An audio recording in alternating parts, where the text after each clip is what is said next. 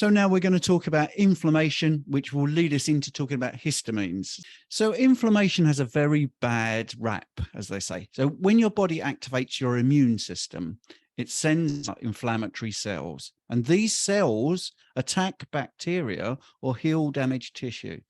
So when you hear about anti-inflammatories, are you actually doing yourself a good service by taking anti-inflammatories? Because your body is sending these out deliberately to try and heal that area. Now, if your body sends out inflammatory cells when you're not sick and you're not injured, then you have what's called systemic chronic inflammation.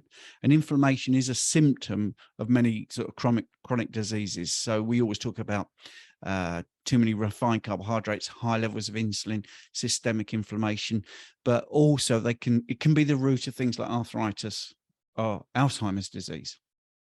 So let's just define what inflammation actually is. So when your body encounters an offending agent, so that's like a virus or bacteria, a toxic chemical, or it suffers an injury, so that's like a crush injury, you might bang your elbow against something or, fall over when you're skiing, your immune system will be activated, and your immune system's sends out first responders. Basically, these are inflammatory cells and cytokines. That's basically just a posh way of saying substances that stimulate more inflammatory cells. So you've got these first responders saying there's an injury, bang, we need some inflammation in the area, and these cells begin this inflammatory response to trap things like bacteria and other offending agents, or to start healing the injured tissue. They're sending nutrients there.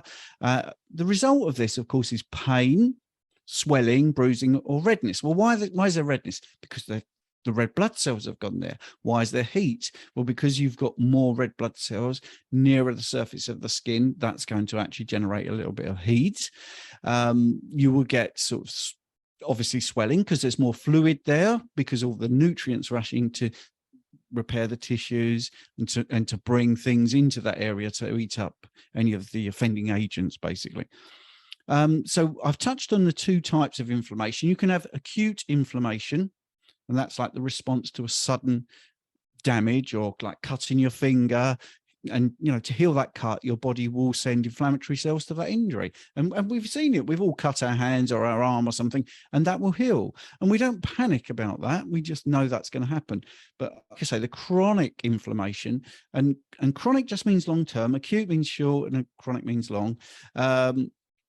Your body is continually sending those inflammatory cells, even when there's no danger.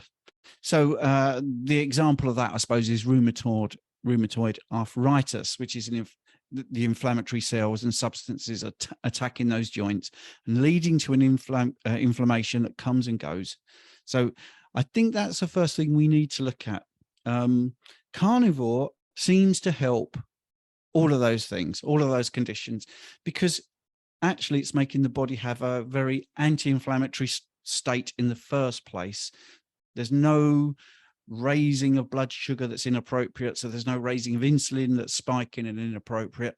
The foods that we're eating do not contain inflammatory substances or compounds, so we're not looking at lots of omega-9s, for instance, which you find in seed oils. So inflammation can be improved just on the way you're eating, because we're taking out inflammatory foods, and we're also taking out an inflammatory response from some of the processed foods that people eat. So that's inflammation.